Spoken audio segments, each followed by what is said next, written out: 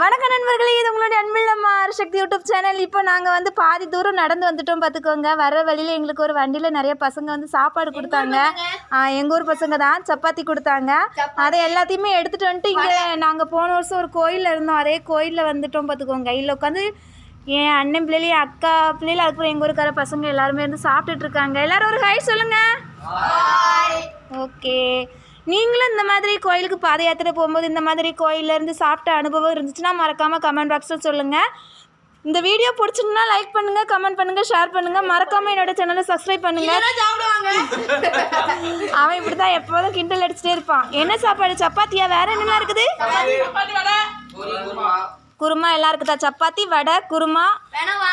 அப்புறம் இப்போ வர்ற வழியில் எங்களுக்கு ஜூஸ் பிஸ்கெட்லாம் கொடுத்தாங்க. அந்த முருகன் அருள் எங்களுக்கு வந்து நடந்து போக போக ஒவ்வொன்றா கிடச்சிக்கிட்டே இருக்குது.